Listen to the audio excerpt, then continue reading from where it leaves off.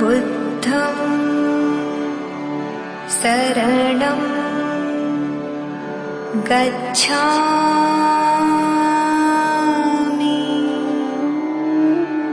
जय भीम दोस्तों, मैं रजत मौर्य आप सभी का स्वागत करता हूं बहुजन साहित्य के इस विशेष कार्यक्रम किताब पर चर्चा में, जहां हम चर्चा करते हैं बहुजन लेखकों द्वारा लिखी गई किताबें और बहुजन मुद्दों पर केंद्रित किताबों पर।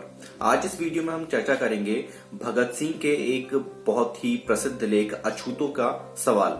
इस लेख के ऊपर हम चर्चा करेंगे और समझने की कोशिश करेंगे कि शहीद आजम भगत सिंह की जो थॉट प्रोसेस थी वो अछूतों के बारे में क्या थी और वो क्या चाहते थे, किस तरह का बदलाव चाहते थे अछूतों की जिंदगी में, जो अनटचेबल्स थे उस समय। आज की डेट में आप कह सकते हैं कि जो एससी कैटेगरी के जो लोग हैं, जो दलित कम्युनिटी के लोग हैं, उनके बारे में भगत सिंह की क्या सोच थी।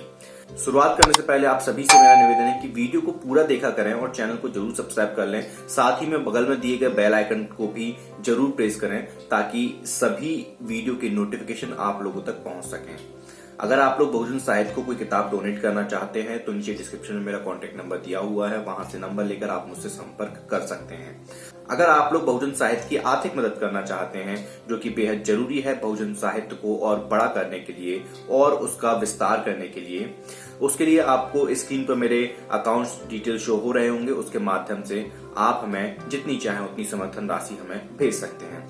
आज की डेट में एक अजीब सी प्रथा चालू हुई है जहां पर महापुरुषों को अपने पाले में खींचने की कोशिश की जाती है।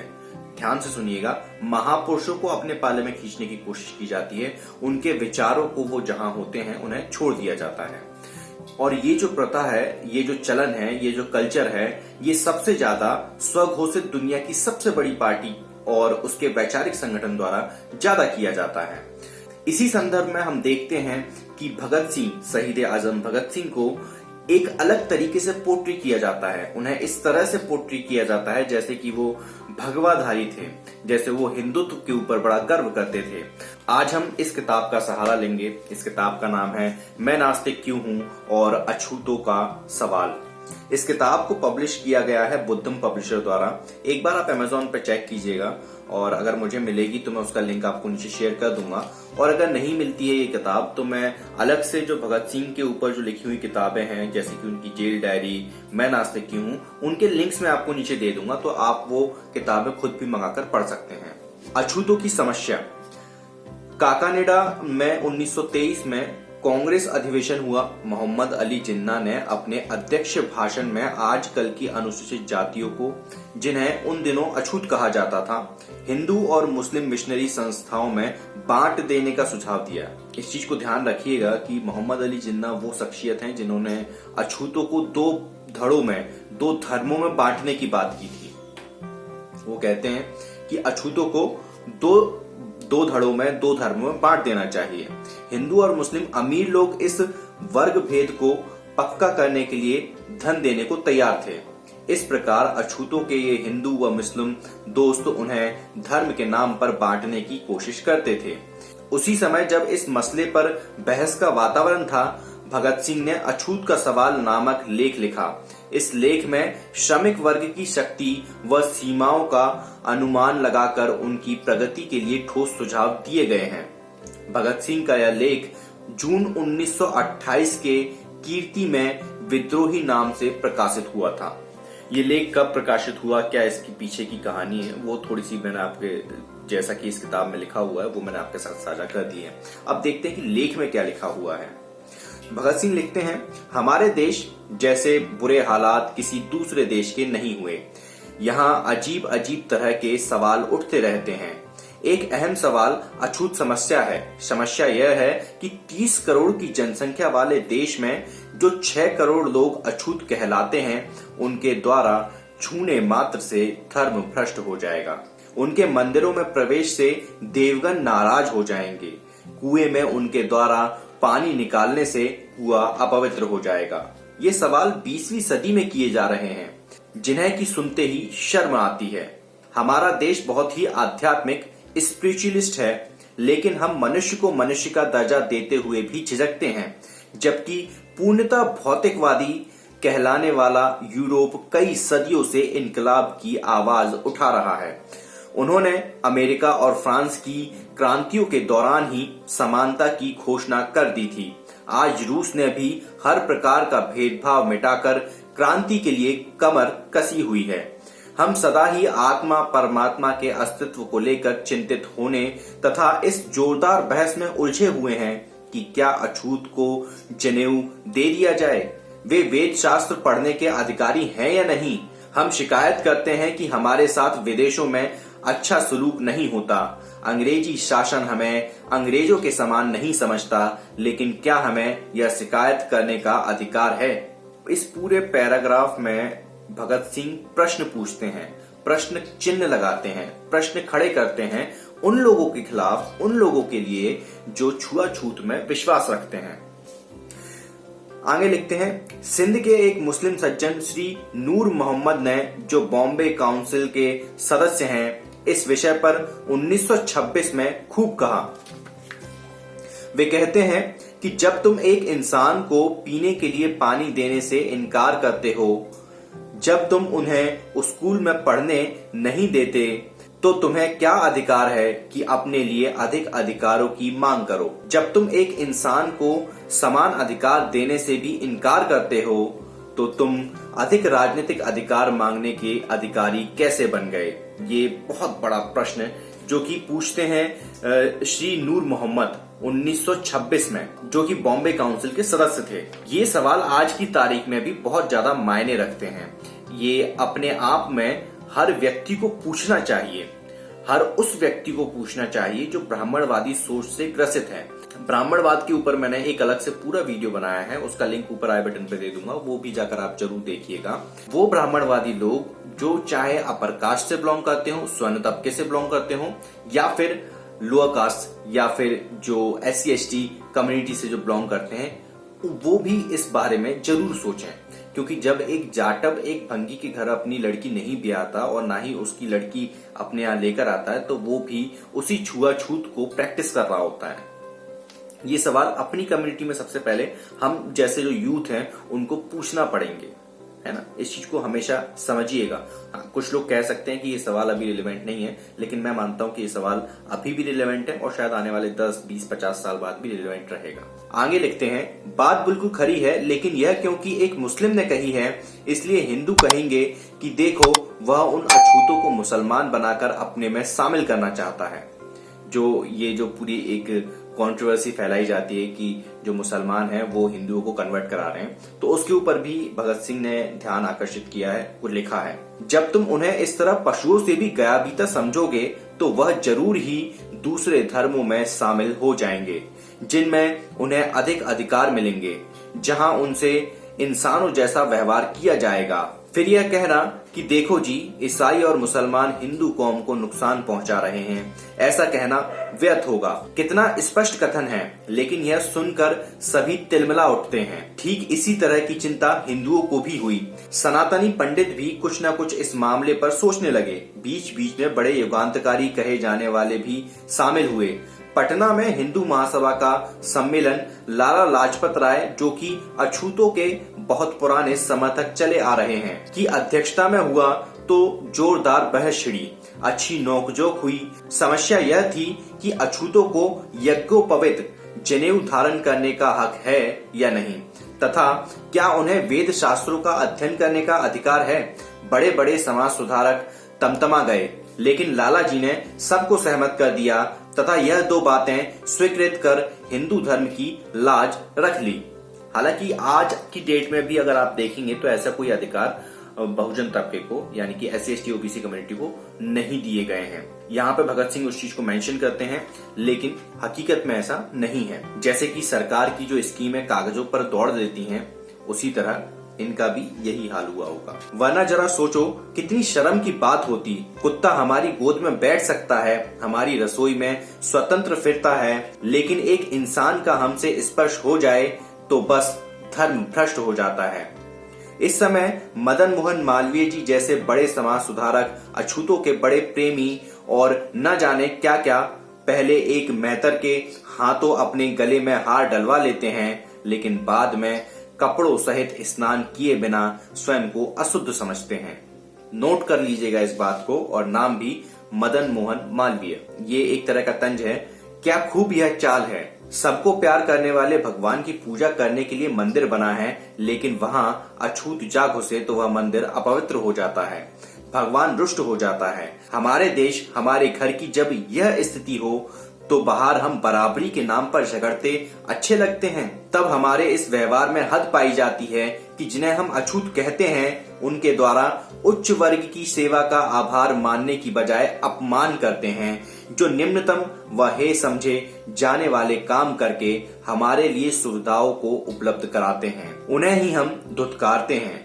पशुओं की हम पूजा करते हैं लेकिन इंसान को पास नहीं बिठा सकते। मुझे नहीं पता कि भगत सिंह के जो फॉलोअर्स हैं आज की डेट में वो भगत सिंह को वाकई में एडमायर करते हैं या नहीं करते, भगत सिंह को वाकई में पढ़ते हैं नहीं पढ़ते। हालांकि मैं भगत सिंह की इस मुद्दे पर सारी बातों से सहमत नहीं होता हूं, लेकिन जो भी वो प्रश्न उठा रहे हैं वो प्रश्न आज भी उतने ही प्रासंगिक हैं। इस चीज को हमें समझना होगा और जितने भी लोग भगत सिंह को फॉलो करते हैं उन्हें भगत सिंह के इस लेख को जरूर पढ़ना चाहिए। आज इस सवाल पर बहुत शोर हो रहा है, उन विचारों पर आजकल विशेष ध्यान दिया जा रहा है। देश में मुक्ति कामना जिस तरह बढ़ रही है उसमें सांप्रदायिक भावनाओं ने और कोई लाभ पहुंचाया हो या नहीं, लेकिन एक लाभ जरूर पहुंचाया है। अधिक अधिकारों की मांग के लिए अपनी अपनी कौमों की संख्या बढ़ाने की चिंता सबको हुई। मुस्लिमों ने जरा ज्यादा जोर दिया, उन्होंने अछूतों को मुसलमान बनाकर अपने बराबर अधिकार देने शुरू कर दिए। इससे हिंदुओं के अहम को चोट पहुंची, स्पर्धा बढ़ी, फसाद भी हुए। धीरे धीरे सिखों ने भी सोचा कि हम पीछे न रह जाएं। उन्होंने भी अमृत चखाना आरंभ कर दिया। हालांकि भगत सिंह खुद सिख थे, लेकिन यहाँ पर वो एक तंज कसते हैं पूरे सिख कौम के ऊपर। हिंदू सिखों के बीच अछूतों के जनेऊ उतारने या केस कटवाने के सवाल पर झगड़े हुए। अब तीनों कौम अछूतों को अपनी अपनी ओर खींच रही हैं। इसका बहुत शोर शराबा है। उधर ईसाई चुपचाप उनका रुतबा बढ़ा रहे हैं। चलो, इस सारी हलचल में ही देश के दुर्भाग्य की लानत दूर हो रही है। भगत सिंह इस पैरा में ये समझाने की कोशिश कर रहे हैं कि जो कन्वर्जन हो रहा है उससे एक तरह की लानत जो थी पूरे भारतीय समाज के ऊपर वो कम हो रही है। यहाँ पर ये देखने वाली और गौर करने वाली बात है कि वो कन्वर्जन फिर चाहे वो सिख धर्म का हो, चाहे वो ईसाइयत में हो या फिर वो मुस्लिम धर्म में हो, वो उसको सही ठहरा रहे हैं। लेकिन उसके बाद फिर वो एक सवाल भी पूछते हैं। इधर जब अछूतों ने देखा कि उनकी वजह से इनमें फसाद हो रहे हैं तथा उन्हें हर कोई अपनी अपनी खुराक समझ रहा है, तो वे अलग ही क्यों न संगठित हो जाएं। इस विचार के आलम में अंग्रेजी सरकार का कोई हाथ हो अथवा ना हो, लेकिन इतना अवश्य है कि इस प्रचार में सरकारी मशीनरी का काफी हाथ था। आदि धर्म मंडल जैसे संगठन उस विचार के प्रचार का परिणाम है। अब एक सवाल और उठता है कि इस समस्या का सही निदान क्या हो। इसका जवाब बड़ा अहम है। सबसे पहले यह निर्णय कर लेना चाहिए कि सब इंसान समान हैं तथा ना तो जन्म से कोई भिन्न पैदा हुआ और ना काम के बंटवारे से। अर्थात क्योंकि एक आदमी गरीब मेहतर के घर पैदा हो गया है, इसलिए जीवन भर मैला ही साफ करेगा और दुनिया में किसी तरह के विकास का सम्मानजनक काम पाने का उसे कोई हक नहीं है। ये बातें फिजूल हैं। इस तरह हमारे पूर्वज आर्यों ने इनके साथ ऐसा अन्यायपूर्ण व्यवहार किया तथा उन्हें नीच कहकर धुतकार दिया एवं निम्न कोटि के कार्य करवाने लगे। साथ ही यह भी चिंता हुई कि कहीं ये विद्रोह न कर दें। तब पुनर्जन्म के दर्शन का प्रचार कर दिया कि यह गरीबी, दुख, अछूतपन तो तुम्हारे पूर्व जन्म के पापों का फल है। मैं इस पे कुछ कमेंट नहीं करना चाहता क्योंकि आप लोग खुद समझदार हैं और आप लोग मतलब खुद का कॉन्शियस एक माइंड है आप लोगों के पास कि ये पुनर्जन्म अनर्जन्म क्या होता है, कुछ भी बकवास है ये, इसका कोई रिलेवेंस नहीं है, अनसाइंटिफिक पूरी चीजें हैं। और वही चीज को जो भगत सिंह है यहाँ पर पॉइंट आउट करते हैं और वो बताते हैं कि क्योंकि वो विद्रोह कर देंगे और ये डर था आर्यों को, और इसकी वजह से उन्होंने पुनर्जन्म की जो पूरा जो एक प्रपंच है उसको गढ़ा। अब क्या हो सकता है, चुपचाप दिन गुजारो। इस तरह उन्हें धैर्य का उपदेश देकर वे लोग उन्हें लंबे समय तक के लिए शांत करा गए, लेकिन ऐसी धमकी व साजिश से उन्हें गुलाम बनाकर शोषण कर ये बड़ा पाप किया। मानव के भीतर की मानवीयता को समाप्त कर दिया, आत्मविश्वास एवं स्वावलंबन की भावनाओं को समाप्त कर दिया। बहुत दमन और अन्याय किया गया। इसके साथ एक दूसरी गड़बड़ी हो गई, लोगों के मनों में आवश्यक कार्यों के प्रति घृणा पैदा हो गई। जैसा कि मैं हमेशा कहता हूं कि ब्राह्मणवाद ने सबसे घिनौना काम जो किया है वो ये किया है कि जो इसेंशियल वर्कर हैं और जो इसेंशियल वर्क है, यानी कि जो जरूरी काम करने वाले हैं और जरूरी काम है, दोनों को ही इतना ज्यादा निम्न दर्जे का घोषित कर दिया, इतना ज्यादा असभ्य काम घोषित कर दिया कि लोगों के अंदर उनके प्रति घृणा भर गई।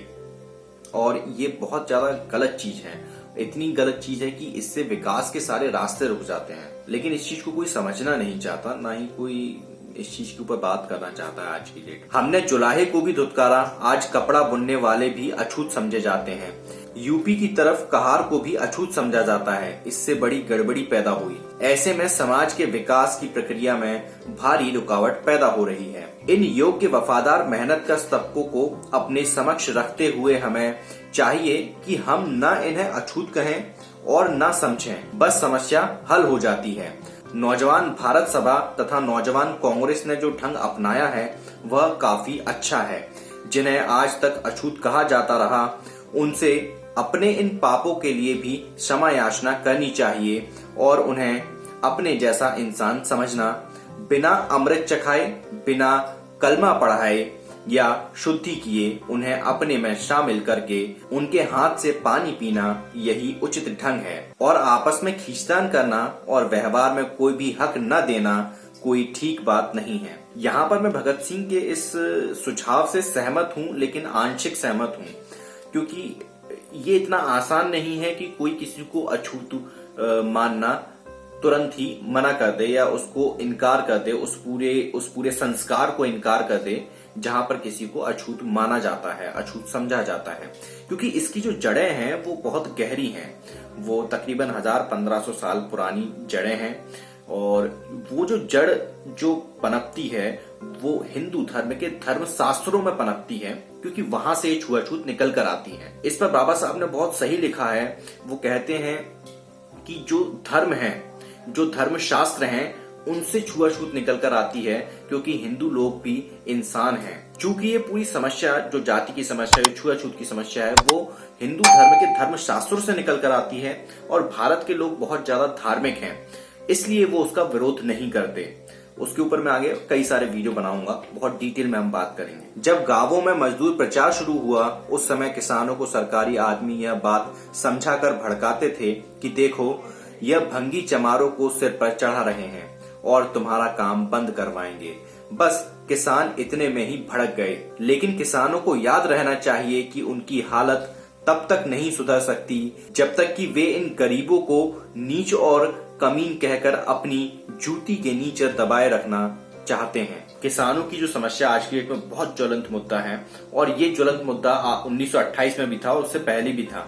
तो इस चीज को समझना होगा, आज के भी किसानों को समझना होगा, क्योंकि जो लोग, जो स्पेशली जो सिख कम्युनिटी है, जो कि भगत सिंह को बहुत ज्यादा एडमायर करती है, उनको ये चीज समझनी होगी कि जब तक निचले तबके के लोग ऊपर नहीं उठेंगे या आप अपने बीच में जो जाति द्वेष है, जो छुआछूत है, उसको खत्म नहीं करेंगे, तब तक आपकी जो संख्या है वो बढ़ेगी नहीं। और जब तक आपकी संख्या नहीं बढ़ेगी, तब तक आप सरकार से अपने हक की बात मनवाने, अपने हक के लिए कानून बनवाने में कामयाब कभी नहीं हो सकते। अक्सर कहा जाता है कि वह साफ नहीं रहते।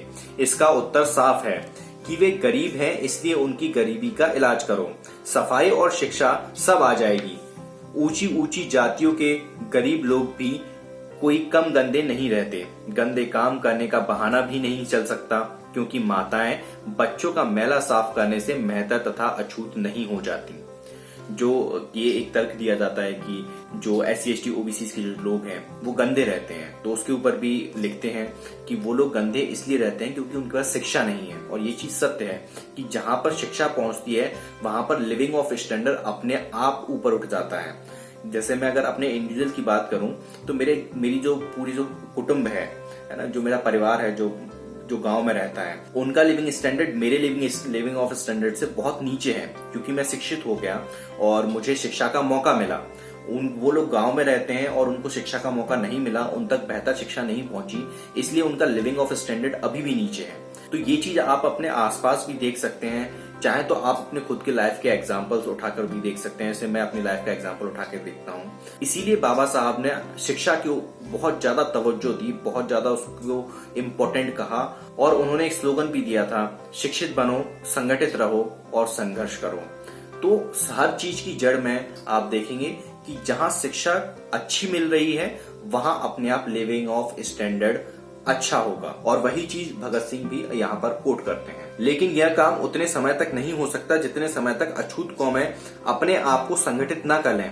यहाँ पर भगत सिंह अछूतों के लिए लिख रहे हैं, लेकिन आप इसको पूरी बहुजन कम्युनिटी के लिए लेके चलिए, SC ST OBC के लिए, क्योंकि जब तक ये कौमें, जब तक ये कैटेगरीज अपने आप को एक मुट्ठी में नहीं कर लेंगे ना, तब तक इनका कुछ नहीं होने वाला। आज भी आप देख लीजिए, हम लोग अलग अलग जाति में तो पहले से ही बटे थे, उसके बाद हम लोग अलग अलग पार्टियों में भी बट गए, उसके बाद हम लोग अलग अलग संगठनों में भी बट गए, उसके बाद हम लोग अलग अलग नेताओं में भी बट गए। हम लोगों को एकजुट होना था, है ना। बाबा साहब ने कहा था संगठित रहो, लेकिन हम लोग विखंडित हो रहे हैं। इस चीज को समझिए, और यही वजह है हमारी सारी समस्याओं की जड़ है। हम तो समझते हैं कि उनका स्वयं को अलग संगठनबद्ध करना तथा मुस्लिमों के बराबर गिनती के होने के कारण उनके बराबर अधिकारों की मांग करना बहुत आशाजनक संकेत हैं। मतलब कि उस समय का जो दौर था, क्योंकि उस समय जो बाबा साहब थे वो भी संघर्षरत थे और वो भी अपने कम्युनिटी के लिए हक और अधिकारों की मांग कर रहे थे, और उसको यहाँ पर वो पॉइंट आउट करते हैं कि वो जो अधिकारों की मांग कर रहे हैं वो बहुत आशाजनक संकेत हैं। मेरे पास इस चीज का कोई साक्ष्य नहीं है कि अंबेडकर और भगत सिंह की कोई मुलाकात हुई। जहां तक मैं जानता हूँ कोई मुलाकात नहीं हुई, और ये भी नहीं पता कि दोनों ही एक दूसरे के लेखों को पढ़ते थे या नहीं पढ़ते थे। इस बात का मुझे जिक्र अभी तक नहीं मिला है। अगर मिलेगा तो मैं आप लोगों के साथ शेयर करूंगा। या तो धार्मिक सांप्रदायिक भेद के झंझट ही खत्म करो, नहीं तो उनके अलग अधिकार उन्हें दे दो। काउंसिलों और असेंबलियों का कर्तव्य है कि वे स्कूल, कॉलेज, कुएं तथा सड़कों के उपयोग की पूरी स्वतंत्रता उन्हें दिलाए। जबानी तौर पर ही नहीं वरन साथ ले जाकर उन्हें कुओं पर चढ़ाए इन द सेंस कुएं से पानी निकालने के लिए। उनके बच्चों को स्कूल में प्रवेश दिलाए, लेकिन न्याय देने वाली जिस लेजिस्लेटिव में बाल विवाह के विरुद्ध पेश किए बिल तथा मजहब के बहाने हायतवा मचाई जाती है, वहां वे अछूतों को अपने साथ शामिल करने का साहस कैसे कर सकते हैं।